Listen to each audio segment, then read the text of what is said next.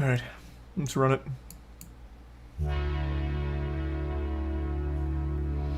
So I've only seen Lego Lord of the Rings, I think. And the speedrun route for that is really fucking cool. There's a lot of really good out-of-bounds stuff, but I don't know any of the Lego Star Wars ones, so I'm hoping this is going to be really glitch-heavy, though I'm skeptical. I imagine there's a good chance it's going to be mainly just playing the game normally fast. Which isn't as cool, but hopefully it has a great story around it.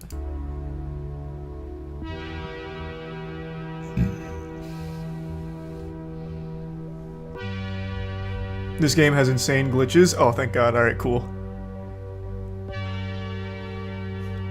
Oh, thank you for the 10 gift subs again, Lucy. Goddamn. And the 5 gift subs. Lego Coach. Star Thank you Wars: for that. The Complete Saga. It's a Tier game 1 that Dent, millions Prime Thunder, played Mason upon Jarhead, original Key, release, and Dreadnought, 15 Vulcan. years later, nostalgia is driving another wave of popularity. As more people play Lego Star Wars, a question emerges. Why do How we quickly play it? can the game be beaten? The Lego Star Wars speedrun has the precision of a 3D platformer combined with the glitches and tricks of a broken NES game. Oh, fuck yeah. And for the past few years, a dedicated community of runners have been battling each other to take the world record lower. This is the history of Lego Star Wars World Records. I think what makes speedrunning so special is the glitches and pushing a game to its absolute limits. Like, I don't dislike games where there's not many glitches, but I just always prefer ones that have such incredible tech to it. Just introduces a whole new layer of a skill ceiling. And now, a word from this video's sponsor, Raid Shadow Legends. Nice. For years, a player named CabbageShirt300 was in search of the world's best mobile game. But then, a familiar game called Raid Shadow Legends introduced something new. In December 2022, Raid added MMA fighter Ronda Rousey as a playable character. She comes equipped with some of the most powerful skills in the game. That's a name I haven't heard and in is perfect years. for both PvP battles and taking on tough bosses. By logging in and playing Raid for 7 days before February 20th, you automatically unlock Ronda. It seemed like Cabbage Shirt had found his perfect game. Interesting. But then, something amazing happened. Raid recently introduced a special promo code RAID Ronda, where you'll obtain 3-day 100% XP boost, 500k silver. I hope they do that for 5 more full celebrities. energy That'd refills. be really silly. Just enter the promo code RAID Ronda in-game. Also, if you're an Amazon Prime member, you can get exclusive rewards in Thanks to Raid Tier right 1. now.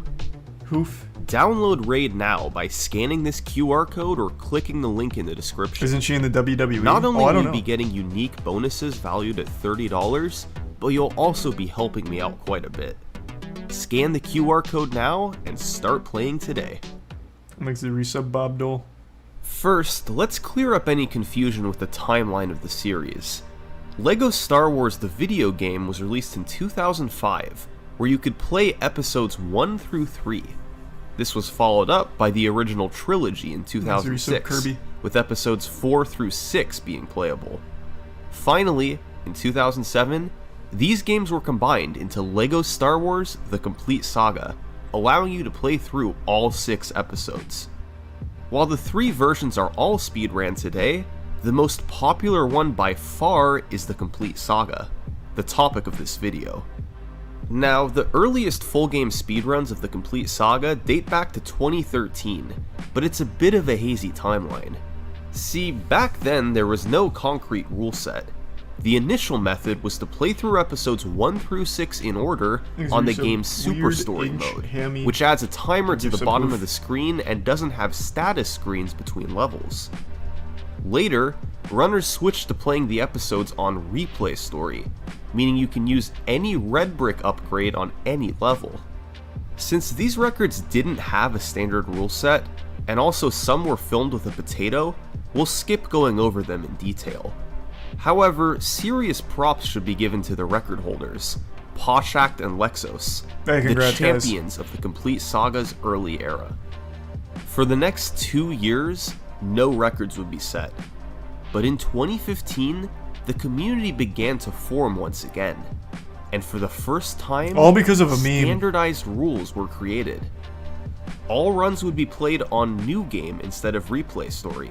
Thanks to Prime Savior. All red bricks, which are unlockables that give you a special ability, were banned. And you could only play with one player. Calling in player 2 at any point was disallowed. Oh, that's interesting. These rules formed the I know backbone the of Lego runs Lord of the starting in Rings one 2015. uses 2-player mechanics. And the first record to abide by them was played by SM Kirky, clocking in at 3 hours, 44 minutes, and 46 seconds. Thanks for use of overs. Now, this might seem long for a speedrun, but LEGO Star Wars is a long game. It has 36 levels, most of which take several minutes to get through. On top of that, there are also nearly an hour of unskippable cutscenes between the levels. So, how did SM Kirky speed the game up? What the fuck, ew. Well, his general strategy can be seen in Negotiations, the first level in Episode 1. He killed enemies and built objects. Jesus, 36 isn't that much. My guy, do you know what a level is? Put it in perspective. Halo, the Halo campaigns, the longest one has 13 levels. I think, right? Isn't it 13? I think it is. And it's Halo 2. No. How many does Halo 2 have? 12. Halo 2 has 12. No. Fuck. God damn it, now I'm so spotty on it. Regardless, it's like in the 10 to 15 ballpark. Like, that's standard. I feel like 11. No. It's more than 11, I know that. I just can't remember exactly how many. Point is, most AAA games have less than 36 levels, like significantly less. Thanks, Resub Flick. And the Resub Hot Thought. 36 is a lot. That's a big chunk. Needed to progress, but beyond that, he was running through everything as fast as he could. Oftentimes, there was no need to actually kill enemies. It's 15, I'm on the MCC right now. I got 15 then. And if you die, you quickly respawn and can keep going. In level 2 of episode 1, SM Kirky showed off quick platforming, jumping through the stage while avoiding slowdowns. Another simple strategy used was on bosses. On fights like Darth Maul and Jango Fett, SM Kirky used the Jedi Slash over and over, the most effective way to drain the health of bosses. So thus far, it seems that SM Kirky was still following all the rules of the game. Those levels are much longer than 7 minutes. He was just doing the minimum possible and optimizing everything I guess, yeah, but it doesn't matter. I'm just saying by pure quantity, 36 is a lot of levels. There's more SM Kirky did we've yet to discuss. Because like I said earlier, LEGO Star Wars is a broken video game. Okay, nice. In level 5 of episode 2, you normally have to use one bomb to take out one side of the barrier, then go back and get a second bomb to take out the other side. However, the collision of the barrier stops extending out to the right once the right side is destroyed. So, by doing a precise spin move, you can make it around the barrier without having to backtrack for the second That's bomb. Cute, so it's known simple as the time saves, 2-5 nothing too big first right now. barrier skip, and saves roughly 14 seconds. In level 2 of episode 4, you normally have to build and push a block to progress through the stage. But if you instead veer off to the left and double jump off of a slope in the wall, you can make it to a platform and skip right through it. Once again, this saves roughly 14 seconds. And in episode 5, one of the biggest skips in SM Kirky's run takes place. To end level 2, you have to get on top of the Millennium Falcon, and the intended method to do this involves unlocking a door to release animals and jumping off of their backs. Instead, SM Kirky precisely spaced a double jump to barely reach the top early. That seems pretty easy to 40 find, seconds. nice. In all, there were more than a dozen. I still really want to push a game to its limits that no one else has done. I'm still heartbroken that for Amok Runner, my skip didn't work because the fucking game's programming didn't actually load in the final cutscene. Like, I found a way to skip from the beginning of Amok Runner to the very last second of the game, right off rip, but the game is so shit, it didn't load in the final cutscene, so the trigger doesn't work. I'm still devastated. And no one else besides me gives a shit about that game, so there's no one trying to figure out how to make it work. So it's just gonna be dead. My skip will never be fully realized. But I fucking love finding little skips and shit in speedruns. It's so rewarding. Thanks to Tier 1 Snake Spear in the resub Bad Encounter, Josh, Estiva, and the Prime Legend and Chosen. And tricks like this across the run, adding up to minutes of time save. There's honestly too many of them to go over in depth here, but many of them followed the same pattern. Doing a precise jump somewhere you're not supposed to in order to skip doing something else that would take longer.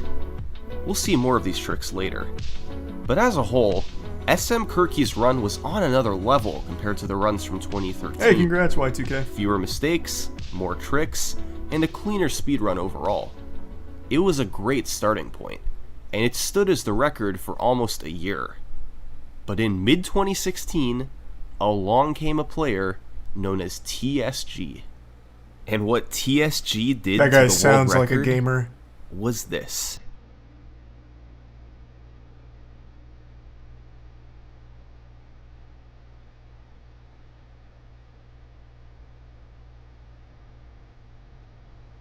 Next, they received Gullible. In 2016, a runner named TSG came onto the scene. By June, he'd have the world record. And over the next year, he'd do that 9 more times. His dominance can be attributed to a few things.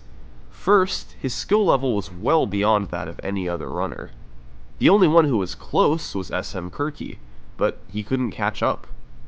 Second, this was an incredibly active period of discovery for the game.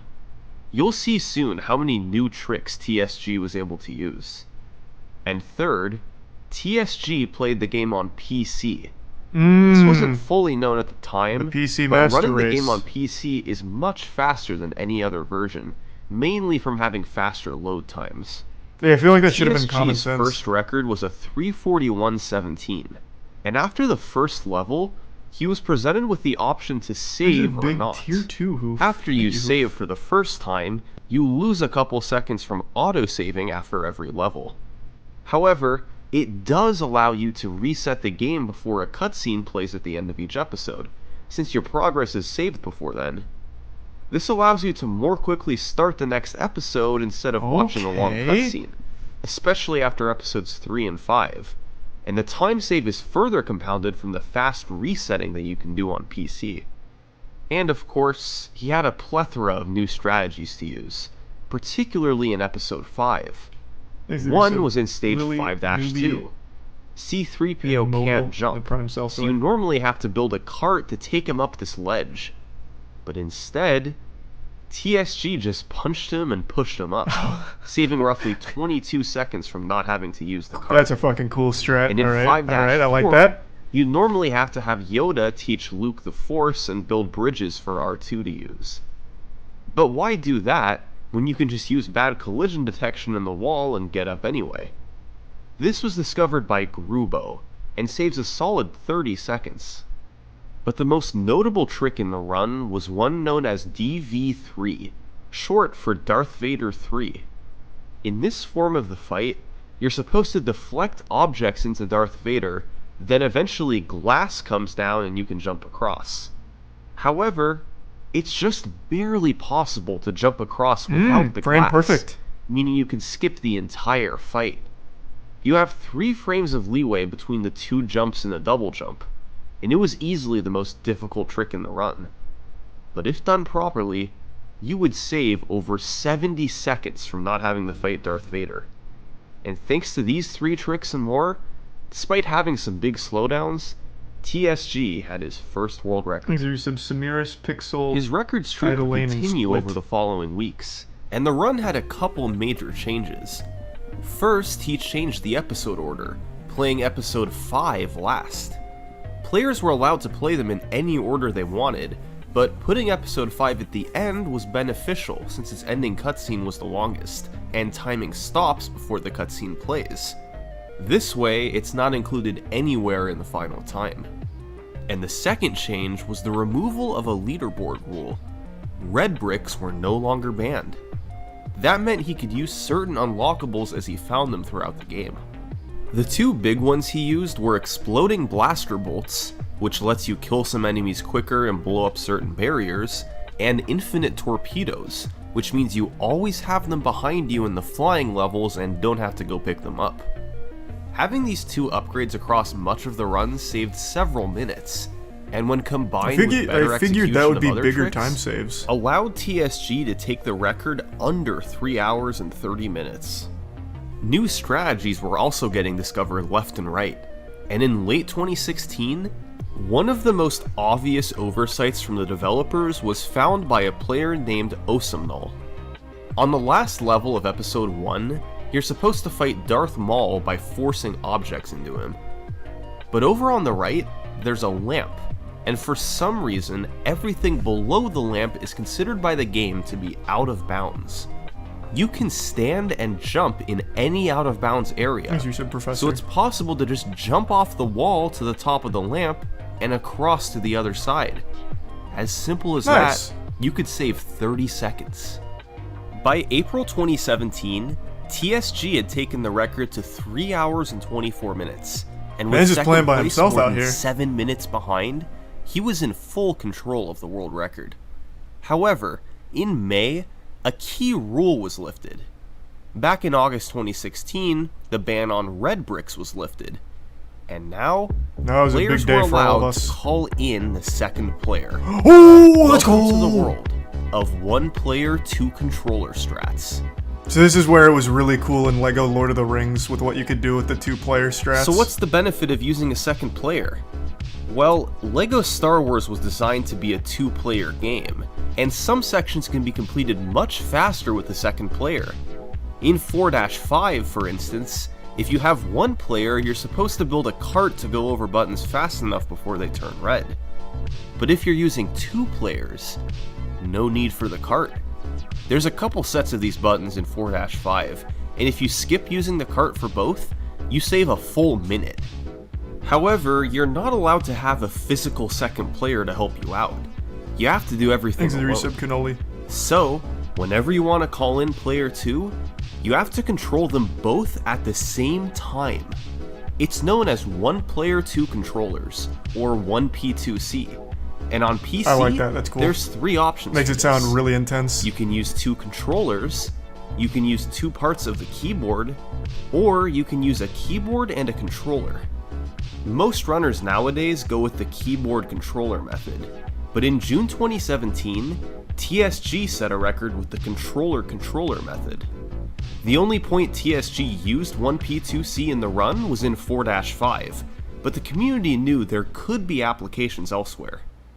Less than a month after TSG's run, it would be beaten by a new player, Rauschmore. He had been a a new contender face. for a Welcome, while, welcome, but welcome. rapidly improved his personal best in mid-2017 to take the top spot. He too used 1P2C in stage 4-5, and thanks to a couple new strategies in episode 6, pulled ahead for a new world record by 90 seconds. However, TSG was up to the task, and just a week later he took the record back. By the end of the year, TSG's time was down to 3 hours, 19 minutes, and 30 seconds. How many players can you The have? Just two. 319 run had a two-player notable game. new trick in the first phase of the Here, Darth. to show you what I keep referencing this, so I might as well show you what I mean. In LEGO Lord of the Rings, it has an actual pretty cool speedrun I was considering doing that uses this same method. I don't remember what the world record time is, though. Or, oh, it's Hobbit. Sorry. LEGO the Hobbit, not LEGO Lord of the Rings. So what you can do with the two-player method here is you can blast yourself out of bounds. Where is it? Somewhere over here. Where is it? Oh, here it is. Here it is.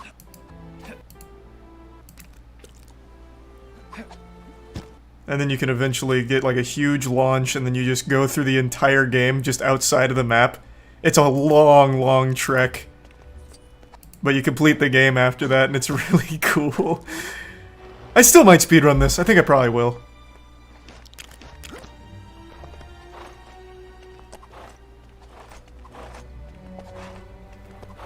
It's a short one. It's only 10 minutes. Like, I might as well at least get on the leaderboard.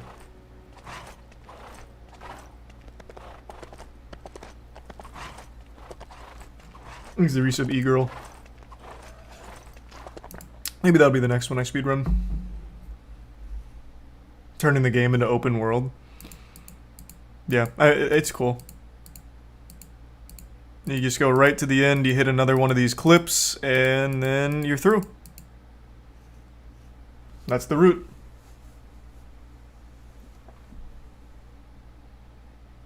Why do you like this and not Elden Rings? I love the Elden Ring speedrun. What are you talking about? I didn't like Elden Ring zip speedruns. Nobody did. Like, I don't think there's anything super cool. It's cool, but I don't think it's super fun with the zips. Like, I'm just not a huge fan of the zips. For those that don't know what I'm talking about, it's this. But prior to the zips being the common run, I loved it. I speedran the fuck out of this for like 2 weeks.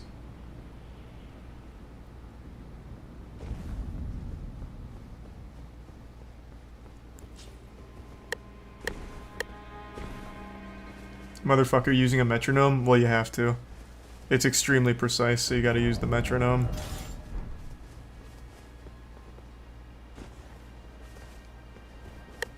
Thanks, a resub. None.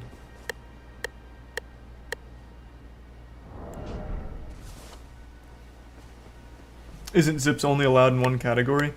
Yeah, I think so. Yeah, it's the unrestricted category. It's right there. Vader fight. After dealing 2 hearts of damage, Darth Vader... How does that work? I don't remember the technical explanation, but what's really cool about zips, and I think it's fascinating, is it's something people found by complete accident because it's a problem with the game itself. If you have your shield up and you just happen to slightly move forward on the perfect frame, you just get launched. It's just something that's in the game. Jumps around and won't knock Luke's stormtrooper helmet off. You can Wookiee. then use R2 to precisely land on the white part of the panel, then fly and avoid a death plane to barely make it to the other side. Once there, you activate a platform for Luke and open the door with the stormtrooper helmet to skip nearly the entire fight. The trick, nicknamed DV1, saves 45 seconds and was discovered by a runner named Zolis. When combined with DV3, it was quite evident that stage 5-5 was becoming the most critical point of the run. Speaking of Zolis, he would set the game's next record, a 3:16:12. He implemented 1P2C across the run more. Okay, this is on my brain, so I want to vocalize it. This is just getting all the neurons firing, and I can't let go of my AMOC runner thing.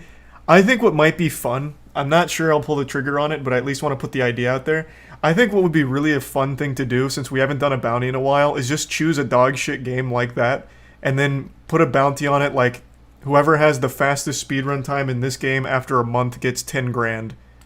And hopefully that would incentivize people to run it and find incredible routes and maybe end up with a really fun speed game, and just keep changing the target for that every every month. I think that might be a fun idea. Don't know if I'll fully commit to that, but I at least want to put the idea out there as something that I think could be an interesting idea. Just keep trying to find great speed games, cool tech, and just making a fun event out of it.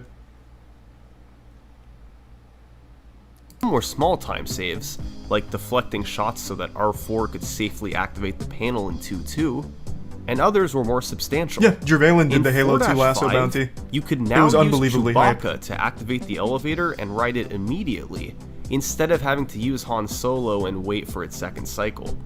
A time save of about 12 seconds. But interestingly, Zolis played the game I'm gonna write on that fucking Wii. idea down before I forget it. I think that'll be fun.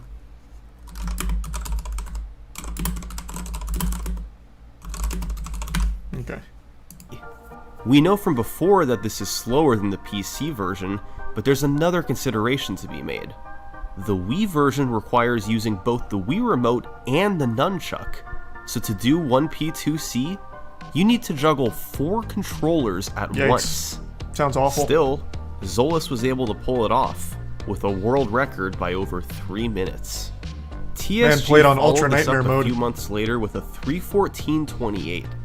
It was notable for implementing yet another trick into level 5-5. DV1 and DV3 already had skips, and now, Darth Vader's 4th form did as well. It was possible to do a couple of precise double jumps, and skip having to use the Force and having to use R2. They have the potential to save about 7 seconds, and just added to the skill needed in 5-5. Episode 5 as a whole was becoming really brutal, and since it has the longest end cutscene, it had to be at the very end of the run. So let's take a look at our timeline so far. TSG started dominating in mid-2016. Just haven't seen Whale yet, and man. although he I just haven't had twice the lost the chance. I record need to see it, though. Rauschmore and Zolas, he'd always been able to fight back. 2 years later, his name was still on top of the leaderboard. But TSG's 3:14 from June 2018 would be the last record he would ever set. The game was about to enter a new era, because in October 2018, Rauschmore did this. Oof. Jesus, Rauschmore. Have mercy. Over the span of just 3 weeks, Rauschmore took the record from a 3:14 down to a 3:09.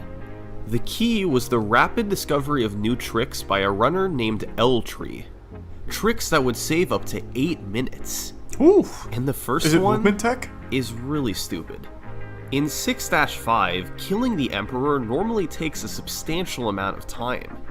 However, if you lure him over to the corner and die intentionally, upon respawning, you can just push him off the edge. That's hype. It skips the remainder of Wait, the that's fight so and cool. saves 45 seconds. Good discovery. Later, it was L-Tree, discovered more like you could push him W-Tree, off that's at the hype. start of the fight by calling in player 2. It saves an additional minute and is known as the Ultra Kill.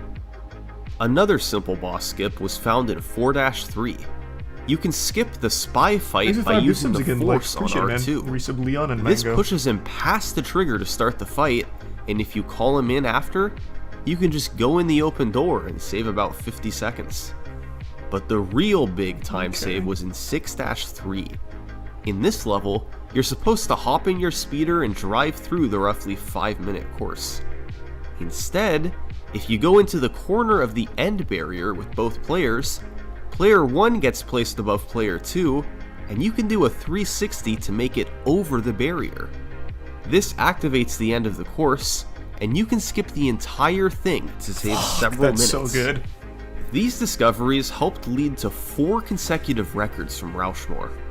What I love, so I have a love-hate with really long routes for speedrun, but what I find most impressive is the memorization of every trick, because that's a lot that you have to keep track of. The longest speedrun I've ever done is Psychonauts, and that's about an hour.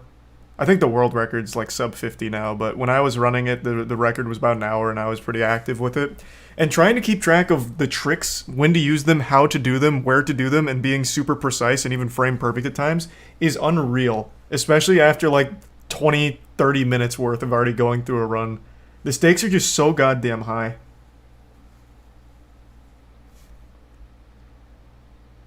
What is the Psychonauts world record much lower than an hour now? Why did I get hit with question marks?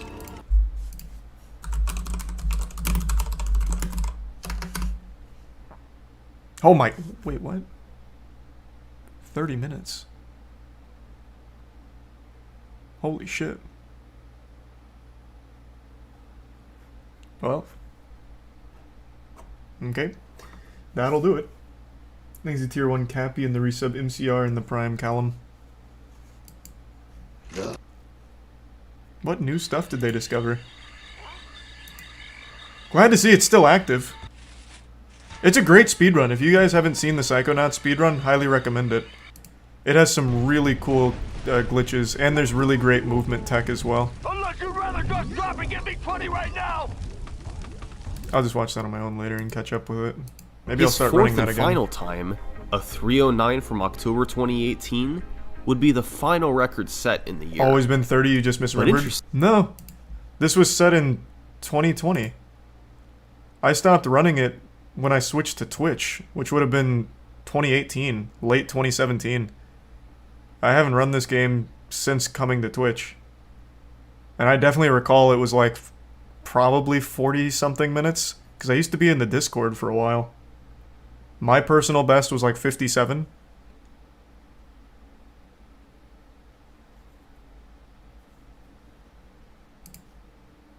Interestingly, as the record stayed put at 3:09, the run started to get massive views on YouTube.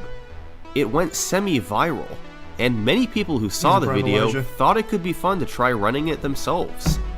And largely thanks to Rauschmore's video, by early 2019, there was a new crop of runners ready to gun for the world record.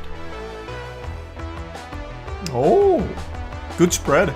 In 5th place, there was Cenor with a 3:11:37. In 4th place, there was Super with a 3:10:45. In 3rd place, there was Osamnol with a 3:10:06. And in 2nd place, there was Shred with a 3:09:54. All 4 runners were closing in on Rauschmore's resub record, Papa and it was Dappa in obvious that gold. one of them would beat it soon. The general consensus for the favorite to do so was Osamnol, but all 4 of them had a shot at it. And then, one of them broke through. On February 11th, 2019, Cenor jumped straight from 5th to 1st place to capture his first world record. He lowered Congrats, his personal Cenor. best by nearly 2.5 minutes in the process.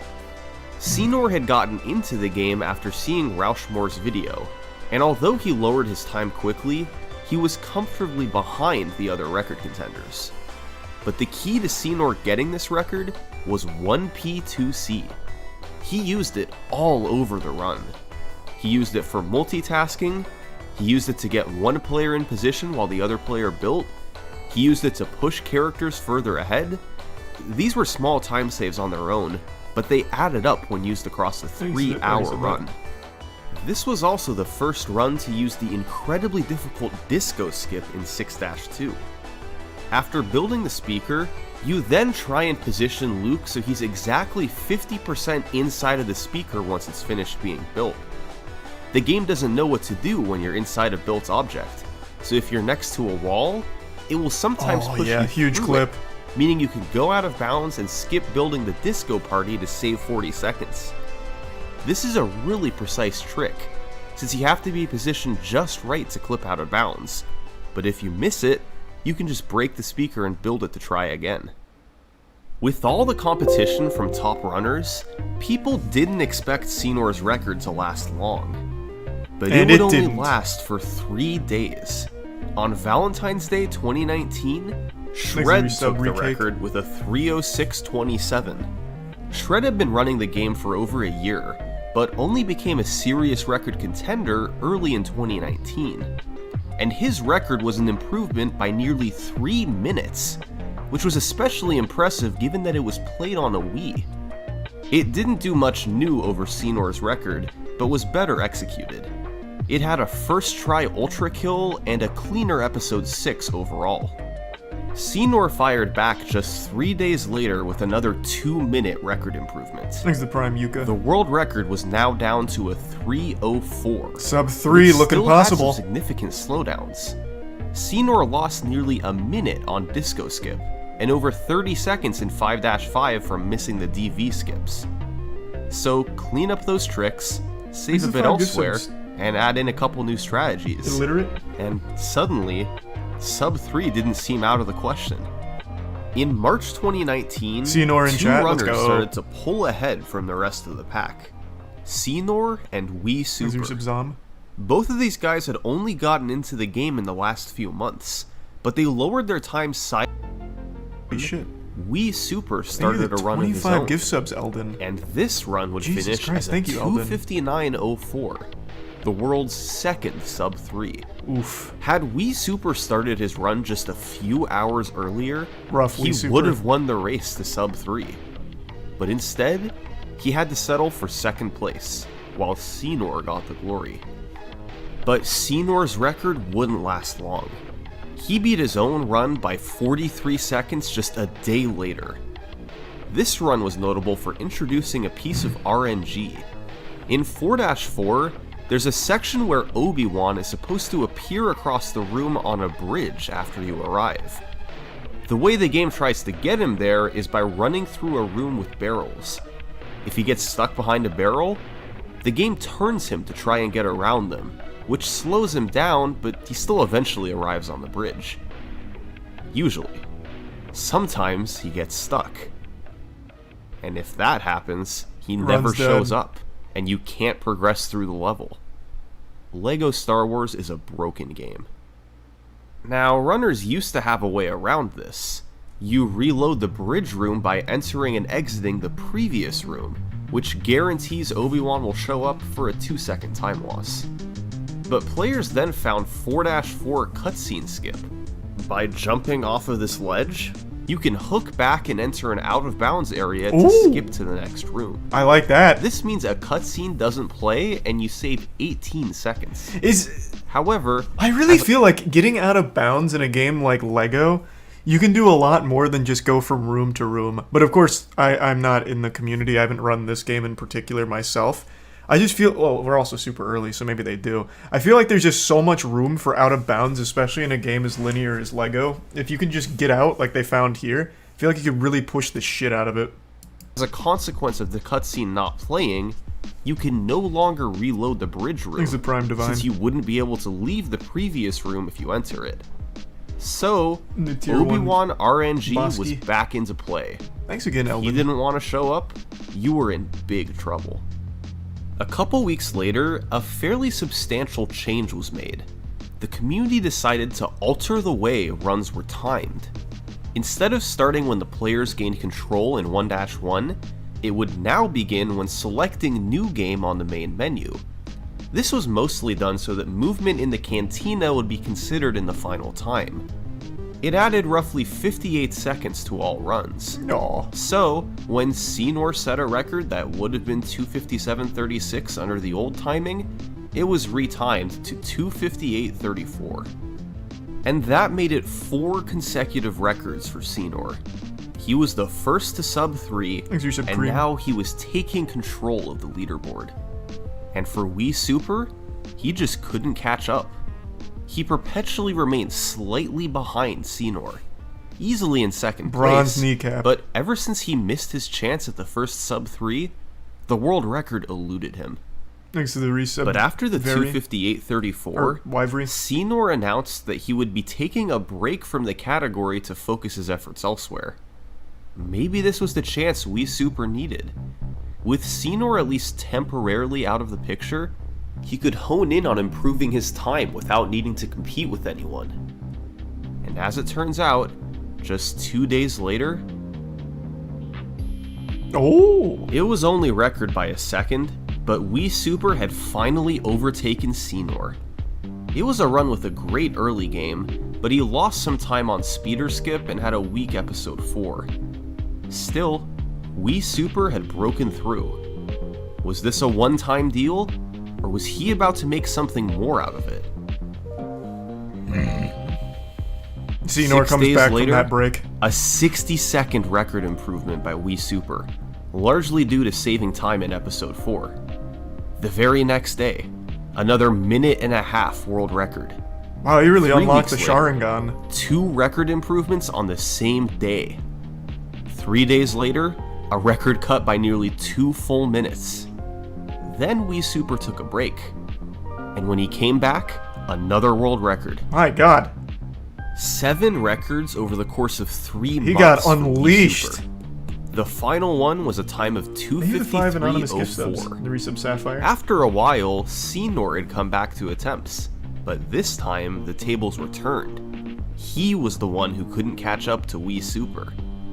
The way he went on this run was through both improving his own skills and utilizing new strategies.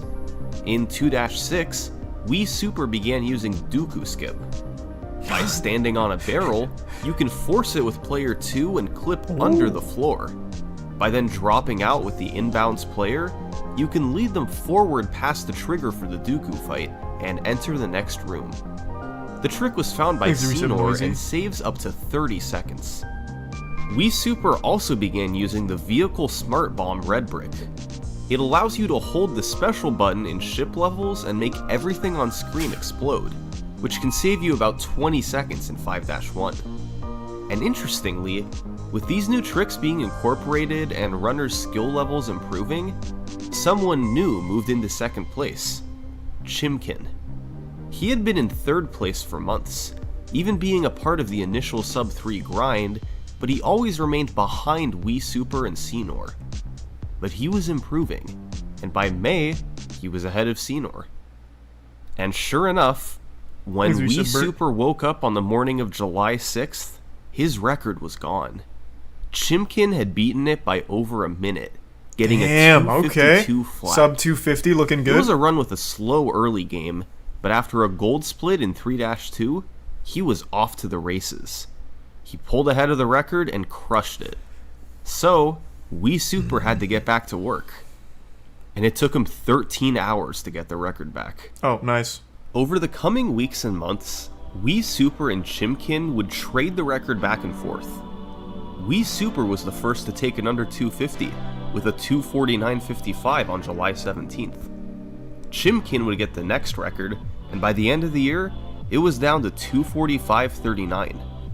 How did these two take the record down by 7 minutes?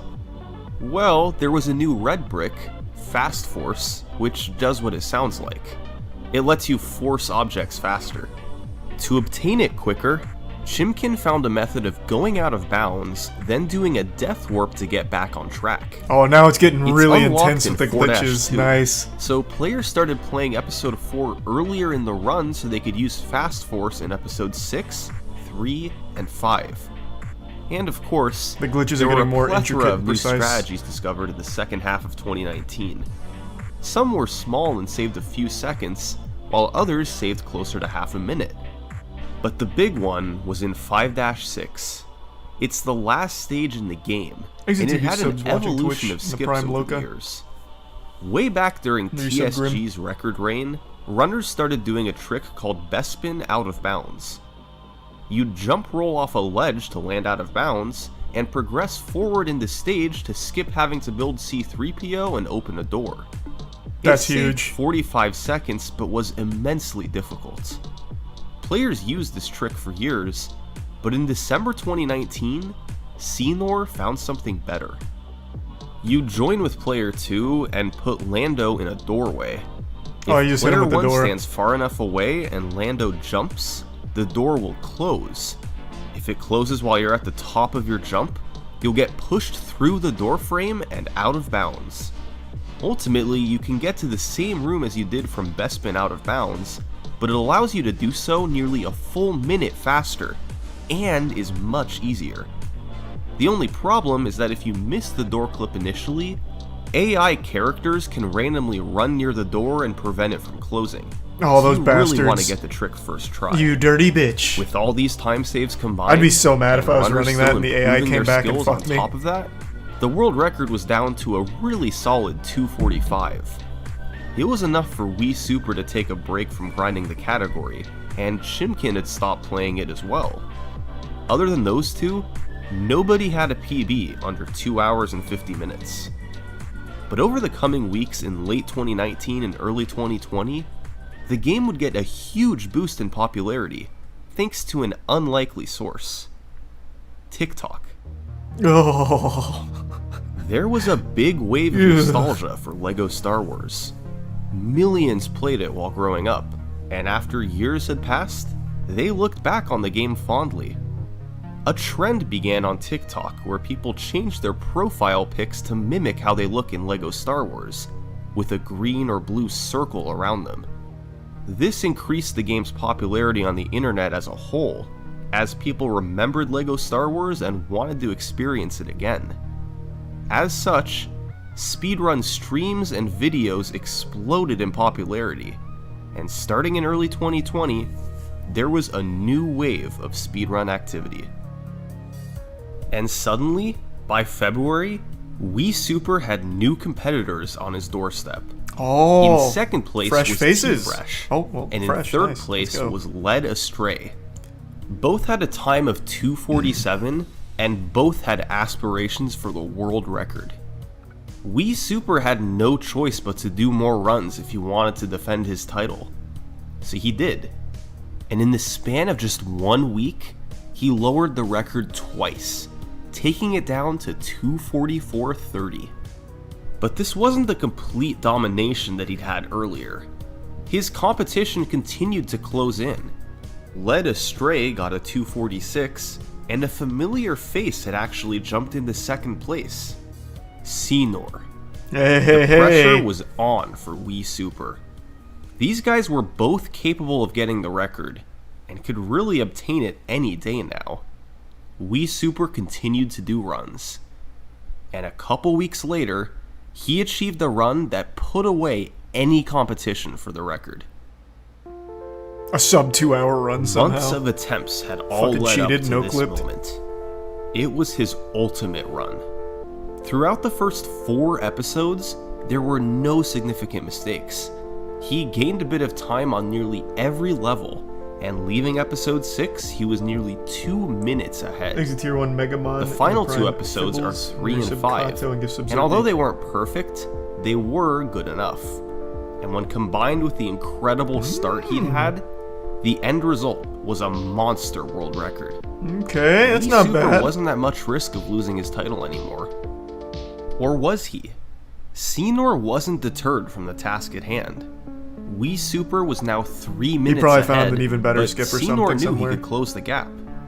On March 27th, he took his PB down to Thanks for your 2:44, and on the 31st, he shaved bits another moisty. half minute off. Despite the optimization of Wii Super's record, Cenor was actually able to close in. These two guys were ahead of the pack. Just like the initial sub 3 grind, Wii Super and Cenor were locked in a battle. Thanks to the game's boost in popularity around this time, the community decided to have a LEGO Star Wars speedrun tournament. That's Wii cute. Super, Cenor, and most of the game's other top runners all participated. It was a double elimination tournament, and there were some great times put up by several different runners. But when all was said and done, after the brackets were completed, who else would meet in the finals but Wii Super and Cenor? These Yeah, that two sounds would about get right. the benefit of a big new Man, strategy. I certainly hope this didn't all happen in the same day. Each of these runs is like 2 hours, 40 minutes at best, like your best run. And fuck, how many rounds? Like this is like a 10-hour tournament at least. Hopefully this was spread out over the course of a weekend. But Wii Super and Cenor. These two would get the benefit of a big new strategy discovered a few weeks ago in 6-1, Spiderless. By using a forcible object, you could clip into the wall, Thanks to the bits. which was faster than the old method of Fade. using the spider. Hey, welcome. You can then come back in bounds to touch a grate, which acts as a trigger for the game to send you straight to the boss fight and skip the cutscene. It was months? Oh, okay. This trick saved a full Jesus. 60 seconds, a huge advantage for any runner who could pull it off. Up to this point, Cenor had lost one match while Wii Super was undefeated. So to win the whole thing, Cenor needed to win twice, while Wii Super needed just one win. And Cenor handily won the first game. Wii Super accidentally soft-locked in 5-1, Oh, you losing fool! several minutes and allowing Cenor to cruise to an easy victory. That meant there would be a winner-take-all match the next day to determine the tournament champion. This was going to be a tough task for Cenor. Think of all he had going against him. His personal best was nearly a minute behind Wii Super. He had lost to him earlier in the tournament, and he had gotten a pretty lucky victory yesterday thanks to a fluke softlock. He was going to need to play out of his mind if he wanted to win this thing. And so, on April 19th, 2020, in the final match of the tournament, There's with Brian his Free J. opponent heavily favored to win.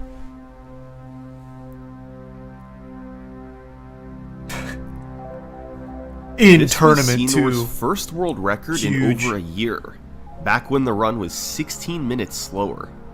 And it was actually a close race through much of the run, but Cenor eventually pulled ahead. And although Wii Super finished with a 2:42, he didn't stand a chance.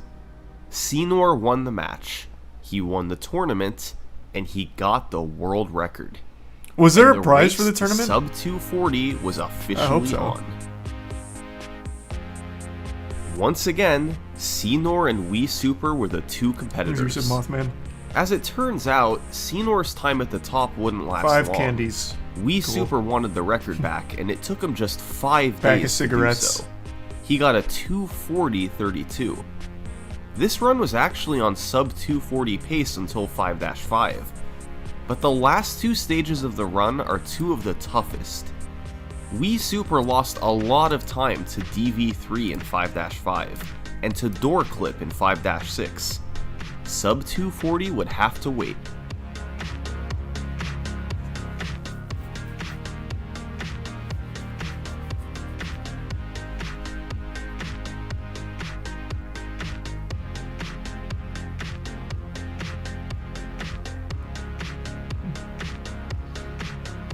Imagine not doing DV3 second try. Ugh. Couldn't be me.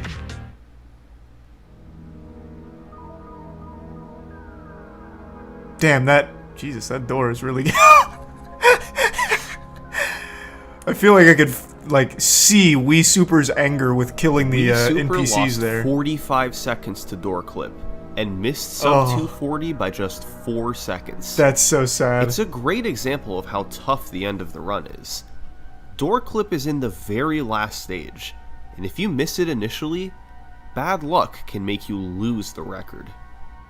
Over the following few weeks, competition caught up. A couple runners named Pickle Toe and Ginger Legend got times in the 241 range, More new increasing the faces. pressure on Wii Super.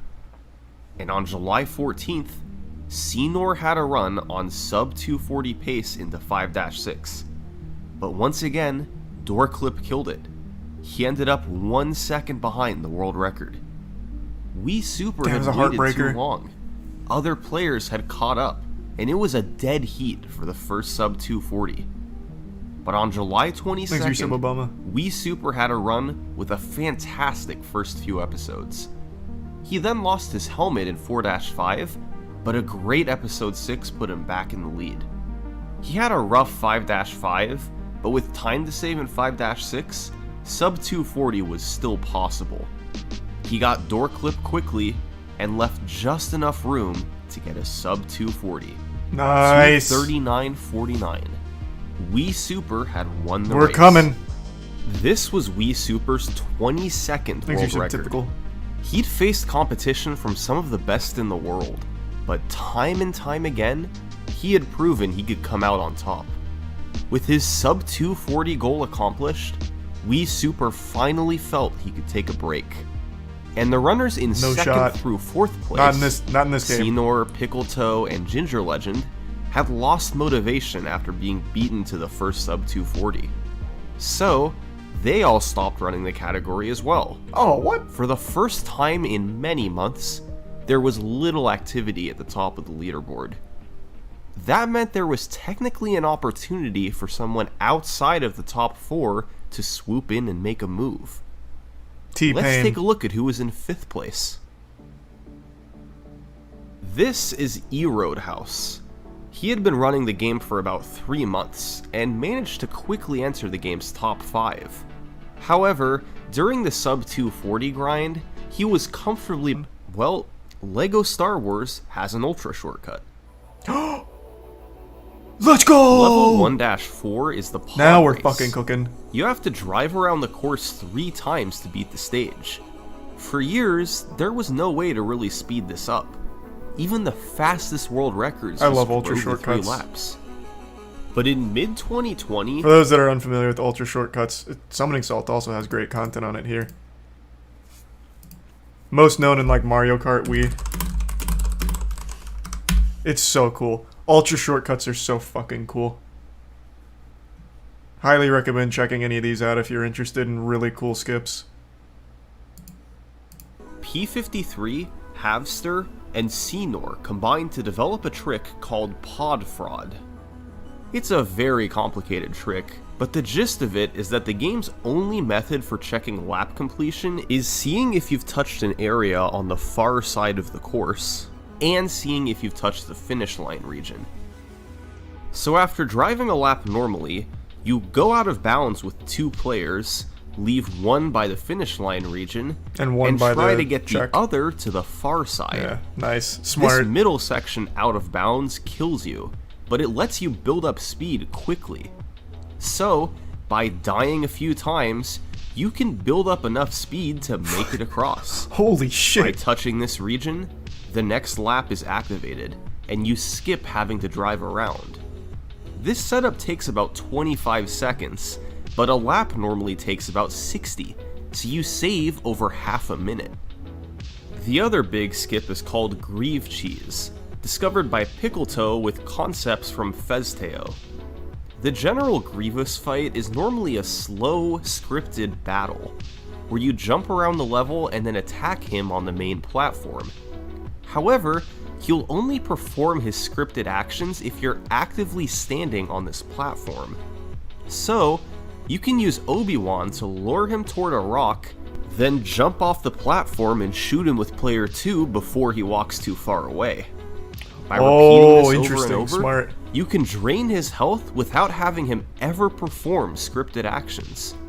Unfortunately, there's RNG involved. He can randomly block your shots, which wastes time.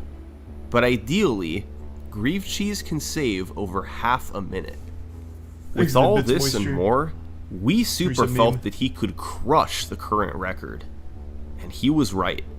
On September 18th, he beat Roadhouse by just under 2 minutes, getting a 2:37.49. A few weeks later, he did it again, with a 2:36.08.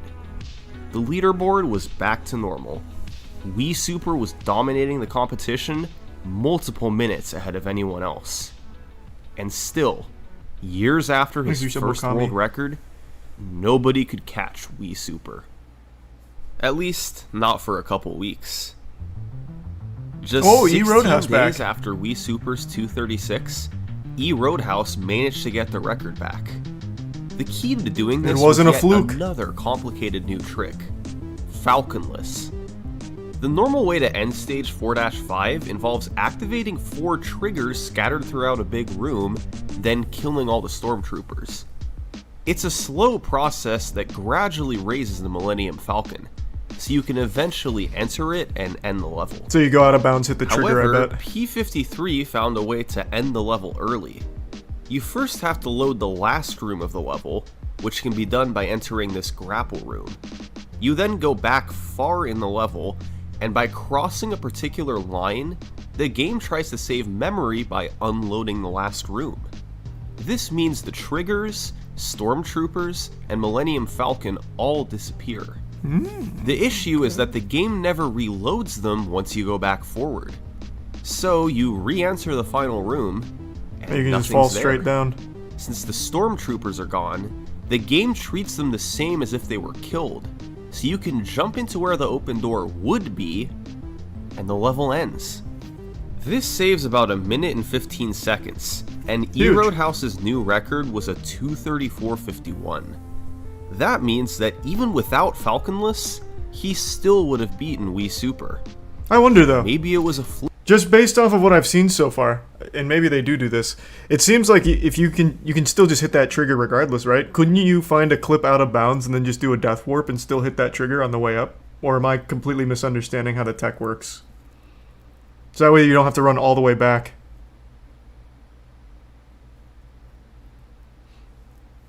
Thanks to the gift sub Oyster and the resub Fulto.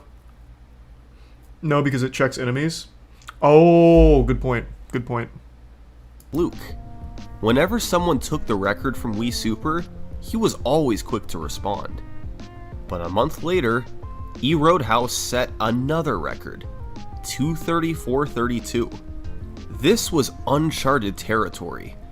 When was he going to respond? Nobody So else what had happens in a person- situation like that when you hit that ceiling, like where you completely blast a root's ass wide open and you master it, you have a perfect run, the only way you catch up is if you find new tech. You have to look for new glitches. That's the only way you can make up for the difference in skill. That's the only shot you have. best below 236, there were no challengers for the record. However, that didn't stop players from continuing to run the game. But the nature of the competition changed. It was now a battle for second place, rather than the world record. About a month after the 231, a new runner moved into second. Oh, Ginger Legend Ginger back. Legend. A few days later, he'd be beaten by Cenor, getting a 235 and then a 234. Oh, well, hold on a second. They're starting to tickle. It's important to note that there were very few new strategies being utilized. The vast majority of their time save came from getting better at the game. Fewer mistakes, better movement, that sort of improvement. By February, a runner named Zach achieved a 235, and by March, there was a trio of runners with a 234. Cenor in second place, Ginger Legend in third place, and Zach in fourth place. For the first time since he set his mammoth world record, Roadhouse was feeling a bit of pressure. They were still minutes away from his record. It's not that close though. Their times were dropping. He can still relax. So, he decided to end his break and go back to record attempts. But he struggled to get good runs going, especially compared to his incredible 231. God, he fell off. On March 6th, Cenor would once again lower his second place time, 233.05. He was now within 90 seconds of the world record. Roadhouse continued his attempts, but failed to get anything good. And then, on March 9th, Zach got on a run that was even with the world record through episode 2, then actually gained half a minute over the record in episode 4. Okay, Zach. Once again, this was mostly due to better gameplay rather than new strategies.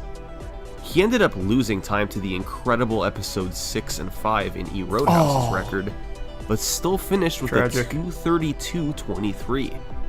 Zach was just 35 seconds off the world record. Cenor had a 233, Zach had a 232, and Roadhouse had a 231. All three of them were doing attempts, and all three of them had potential to get the world record. Roadhouse's time had run out. He was now in direct competition with two strong runners. There was no question the world record was coming down. The question now was, which of these three was going to do it first? Well, on March 22nd, Roadhouse broke through. It was only a 5-second record improvement, but it showed that he still had what it took. This run had another fantastic early game, but he lost about 45 seconds in episode 6 from repeatedly missing disco skip. Episodes 3 and 5 were up and down, but since his gameplay overall had improved, it was enough to eke out a small record. But his work wasn't done yet. A couple weeks later, Roadhouse got a 231.35, another small record improvement, but he was making progress while Zach and Cenor weren't improving their times. Still, all three runners continued to grind over the following weeks. The end goal had shifted. It was officially a grind for the game's first sub 230. A half-hour barrier hadn't been broken. What date are we at right now? Are we still in 2020 or no? This is 2021. In mid-May, right? Cenor lowered his time down by over half a minute.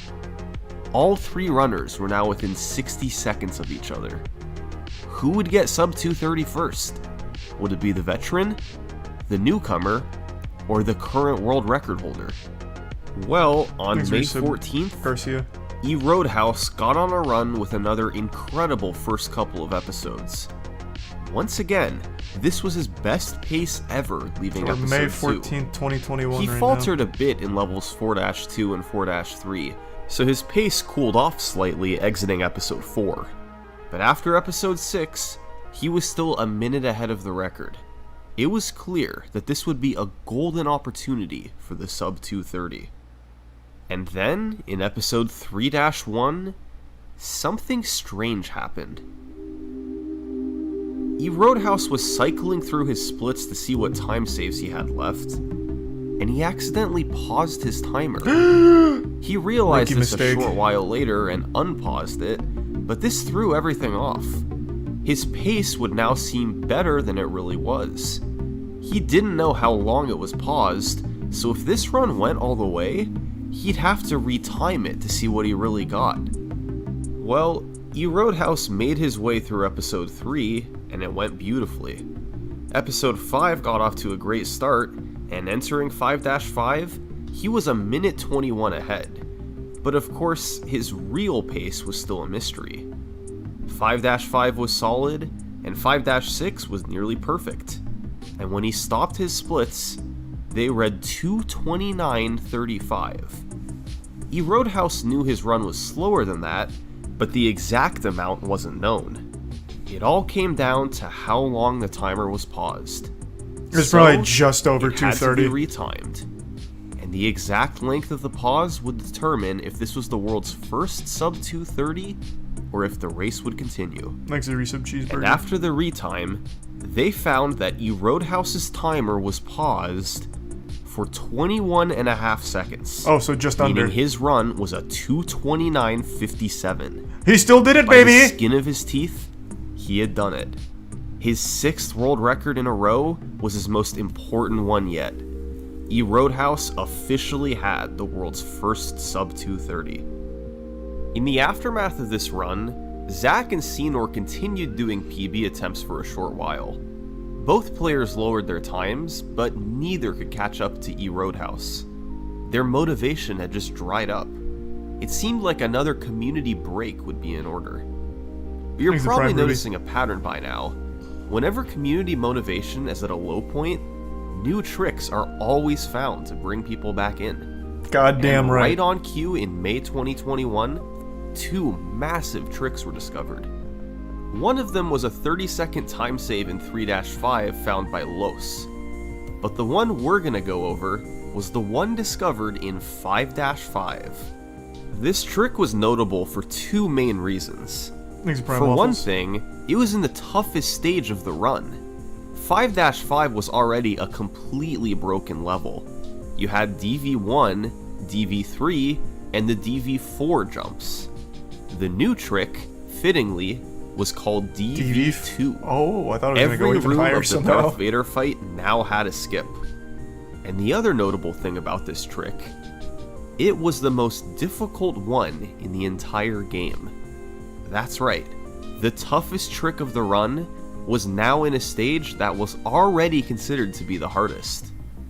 This is the insanity of DV2. I hope it saves like You 10 start minutes. by activating a moving platform outside the boss room, then positioning Luke on a panel beneath it, and placing R2 on the platform. Oh, you send it down and you clip When the out. platform moves down, you can collide into Luke as he's sliding Nice. off the panel. If done at the perfect moment, Luke will go through the wall under the floor of the next room, and you can just walk underneath the boss fight. Getting the clip into the wall is so precise that pause buffering is used to help line it up. And even so, every single step of this trick is hard.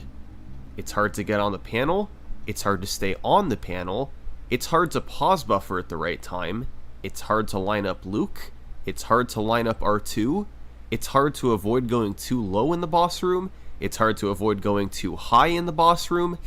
Any of these portions not being done correctly results in I love miss. those precise glitches. That But shit's if great. done properly, it would save an additional 50 seconds. Oh, that'd be a lot team more. of Lava Fang 407, Note KO, and EJP Man created DV2, and it made stage 5-5 a nightmare. Tough trick after tough trick, right at the end of the run. But with all the time save potential, people had to go for it, and it brought runners Zach and Cenor back to doing runs.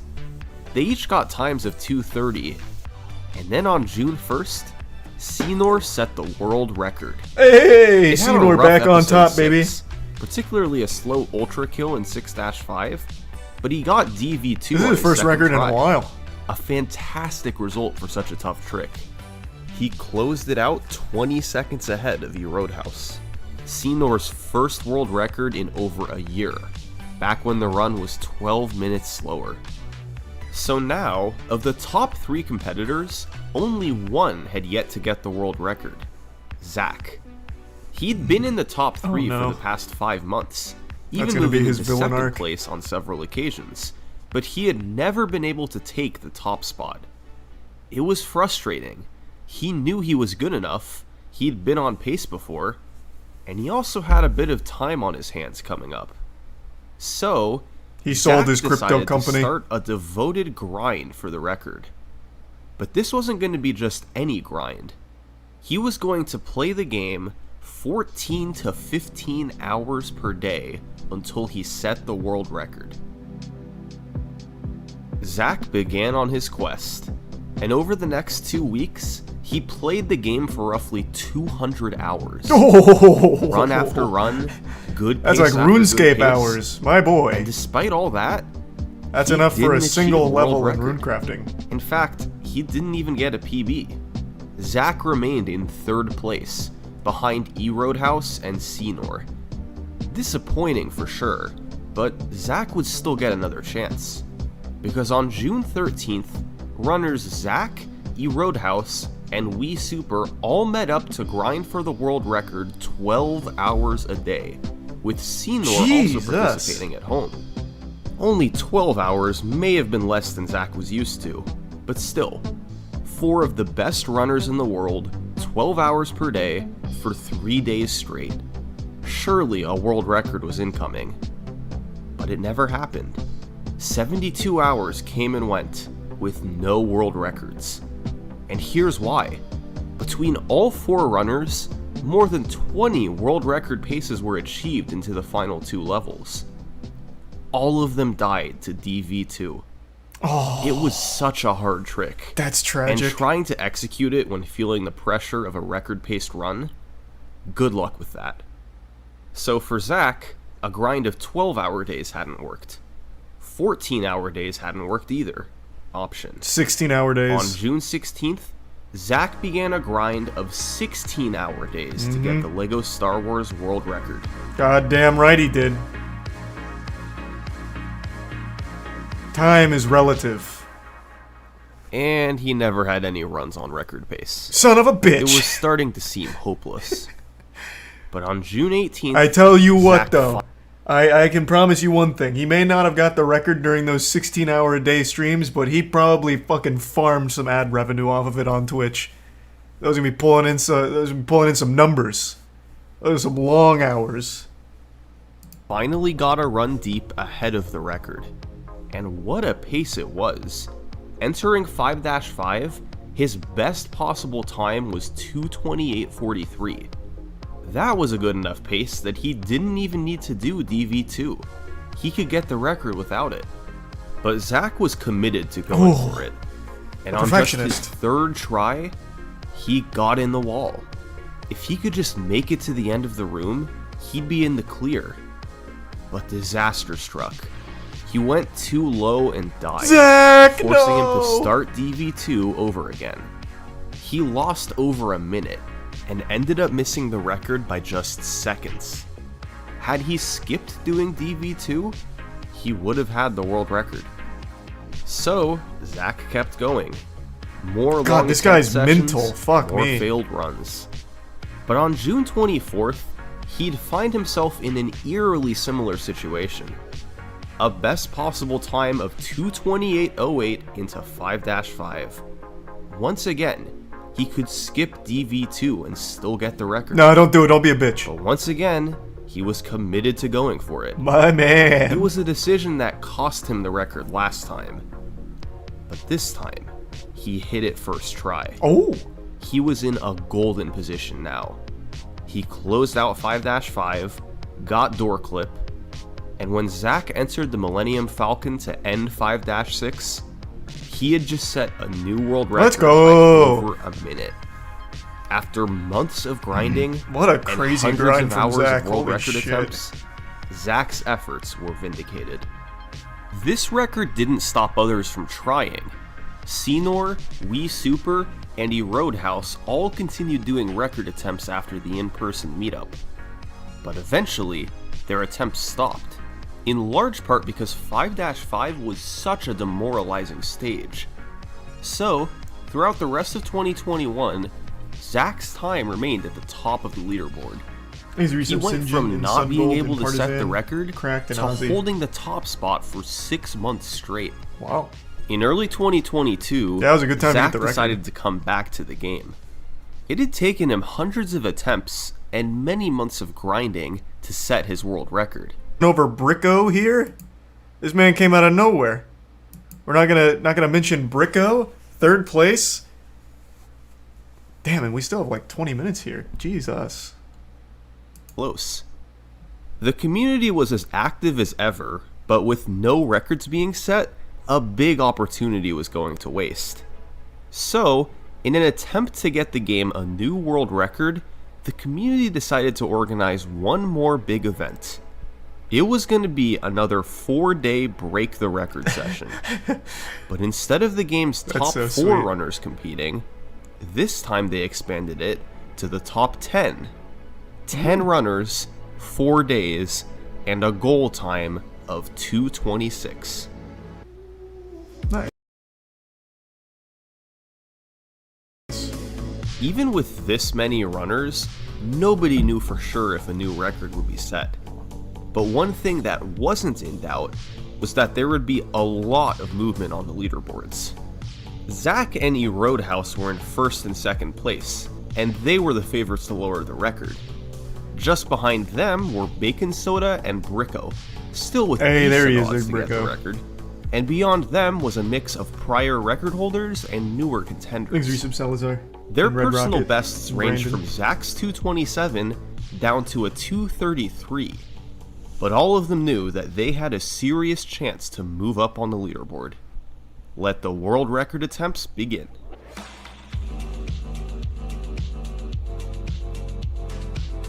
Zach and Roadhouse may have been in the best positions to lower the record, but 4th place runner Bricko got the first good chance. Oh, here we go.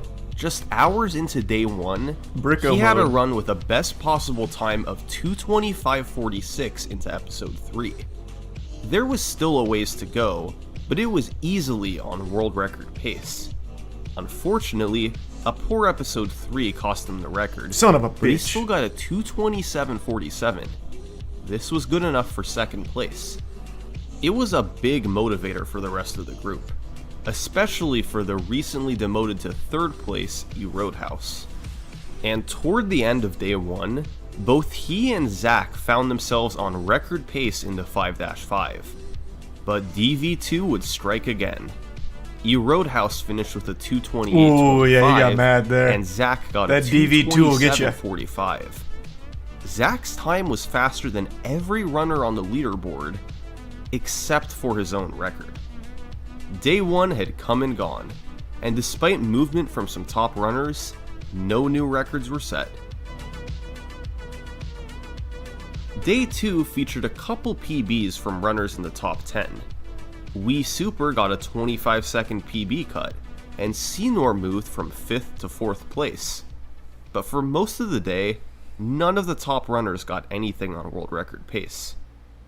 Then, late in the night, after most runners were done for the day, Zach had a run with 2:27.11 potential into 5-5.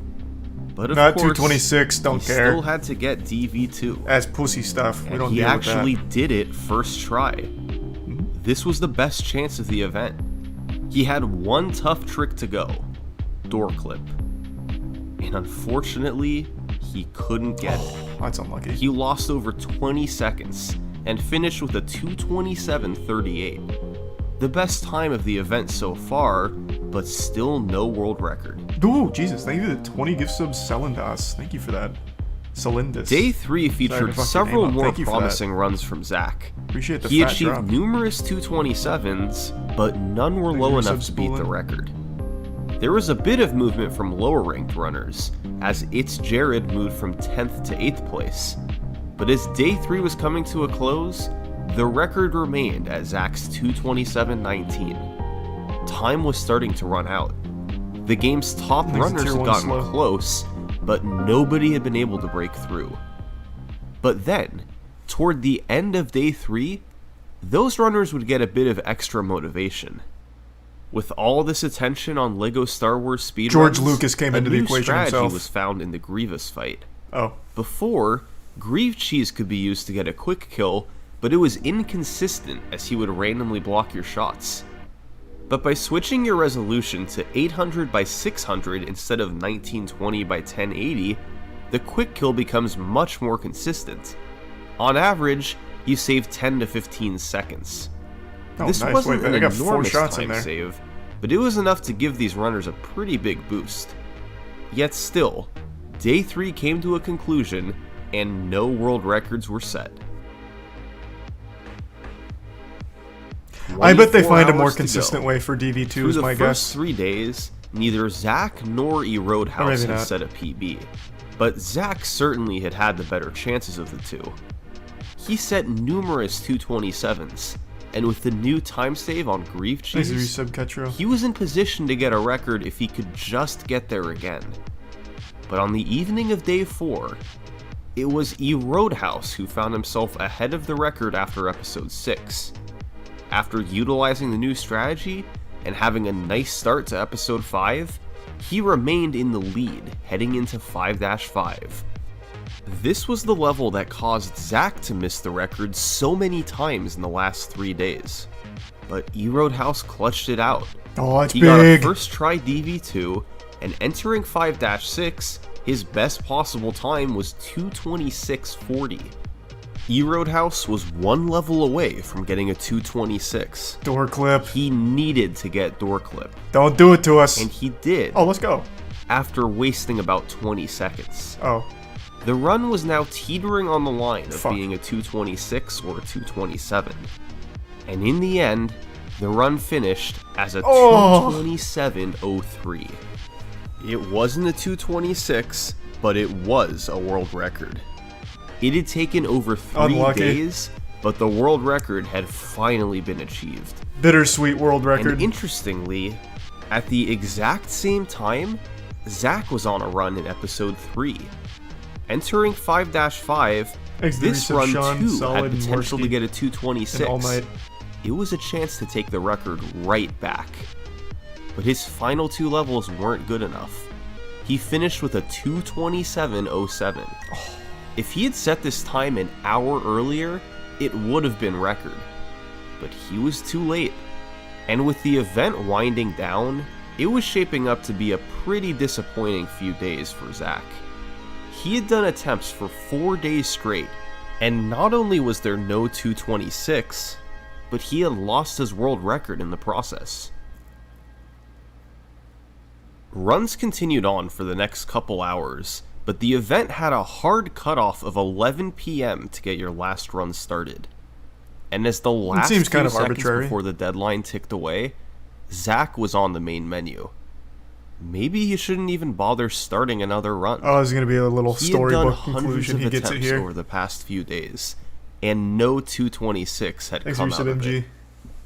Once I'd lost record, I was like, okay, I lost record. I no longer have a streak of records. It is what it is. That's totally fine. But I really wanted to win BTR, and I didn't want to go out on the note that I had, which was like multiple choked records in the event in previous days. Obviously, I wanted the record back. Obviously, I wanted to win the event. But getting the first 226 was still like the priority in my mind.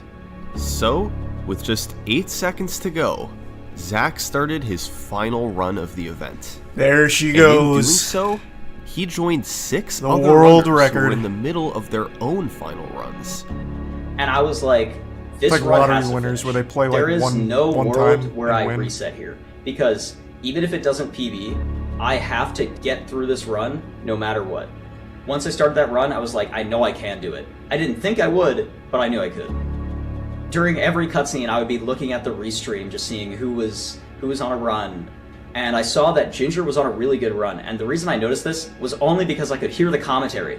And the commentary was just like losing their minds. They were like, I can't believe that Ginger is like on this insane run right now. And I was like, this must be really good for how much the commentary is talking about it. Sure enough, it was insane. Ginger was the game's 7th place runner, with a personal best of 2:31.59. But with his back to the wall, at the very end of the event, he had somehow mustered a run on world record pace into episode 5. He did it. He did it to him. He went plus ultra. 4 minutes ahead of his PB. Jesus Christ. Ginger has this capability sometimes to just play insane. He's an anomaly. He can sometimes just pull something out that you've never even thought was possible.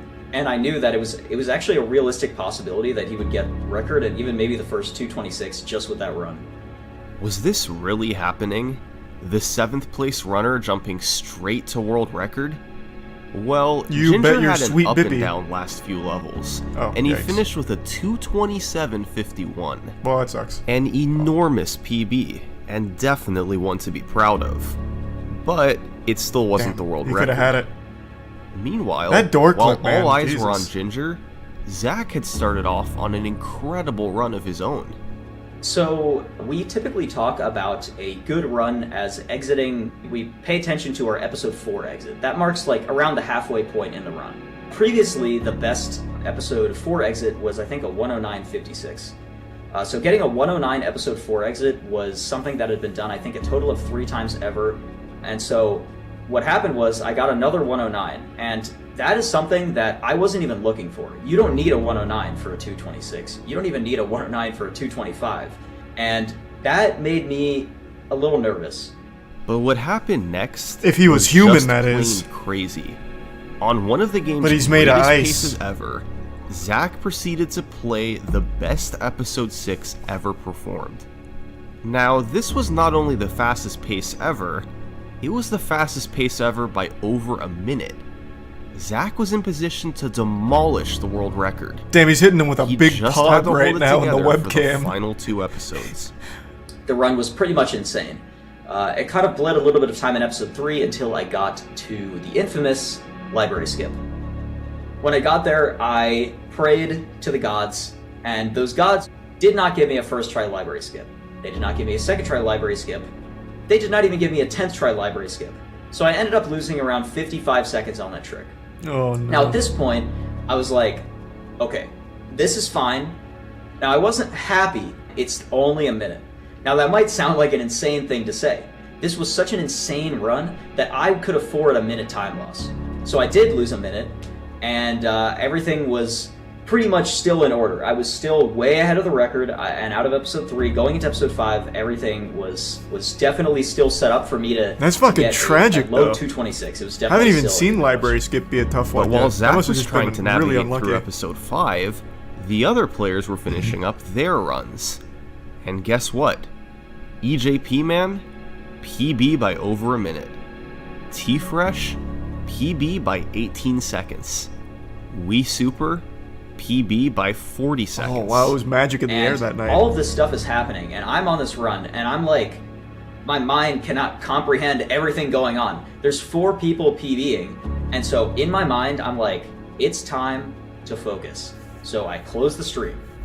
With all the other runners finishing, all eyes were back on Zach.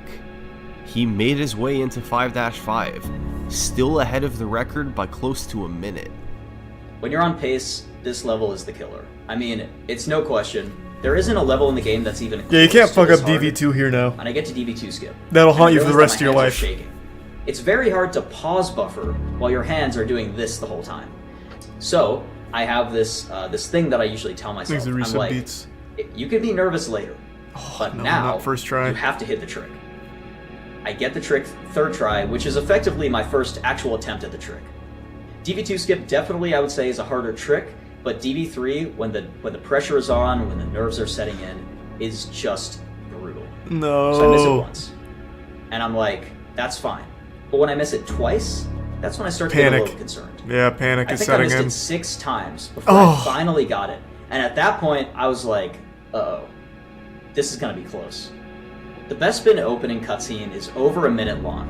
And I think That's is gonna be so interesting. sad. You get almost 2 minutes. So you to can't sit miss door there clip, not even and once. be ready, to prepare. The whole time, I was not preparing. I was sitting there, shaking, being nervous out of my mind, and my heart was beating super fast. I could not stop thinking about what was going to happen. I kept telling myself, you can do this, you can do this, you can do this. And I don't think it was helping. The toughest trick in 5-6 is door clip. It was a trick that killed many runs over the years. But this run was perhaps more important than any before. Zach made his way through 5-6, and miraculously, he got door clip right away. There you go. Alright, so it. now it's in the books. He had some leeway, and as he entered the last room of the run, he was in position to get a There she is. record. So I enter the end platform. The world I record. Look at my timer, and I'm like, I can probably do And a this. 226. So I get there, and I'm killing the stormtroopers, and it's going a lot worse than it usually does. I should have absolutely been cementing like a low 226 5x here, and I was actually starting to lose a lot more time than I thought. What? How? And I took a very bad death. Oh, he got killed? No stormtroopers that just died, which is just a flat 2 seconds. And I was like, okay, now I'm cutting it really close. So I kill the last guy, I look at it, and I literally just say, please, please, please, my God, please. I didn't know what to do. He gets it with a besides just 226.59. I hit the door. I looked at the timer. 226.59.7. Wow. I was at first in disbelief for about half a second, and then I lost my mind. I could not believe it. I was just so proud of myself to finally get the 226. The amount of emotions running through me were just... That's huge. I couldn't believe it. That's so big. The 226 was incredible, the culmination of Zach's and others' efforts since the start of the year. But it wasn't the end of the road for LEGO Star Wars speedruns. There was still room for improvement as a lot of time was bled in episodes 3 and 5. So, even in the few months after the event, there's been a lot of record improvements. Just a few days after the event ended, Zach August. lowered the record by another 21 seconds, largely from cleaning up the final 2 episodes.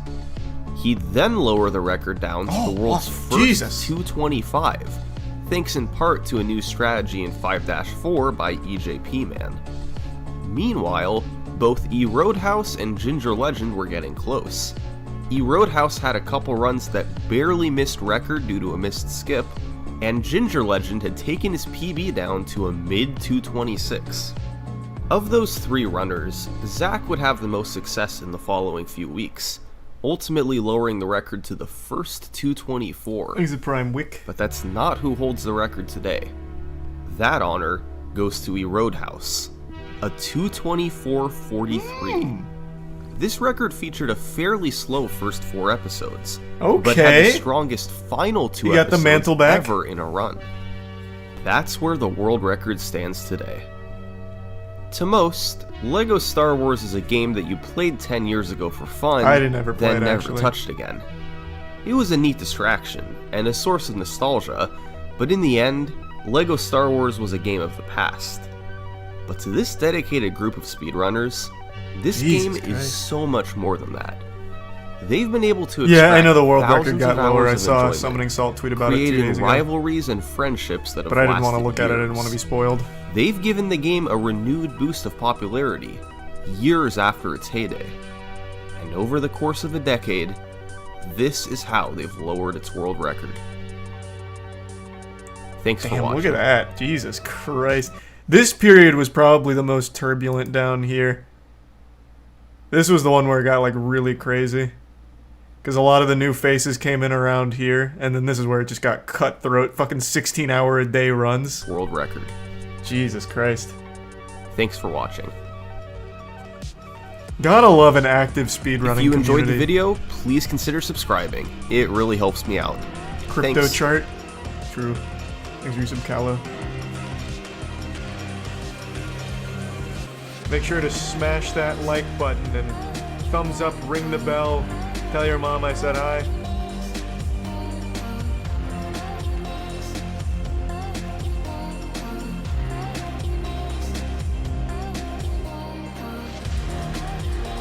Yeah, that's about it. See ya.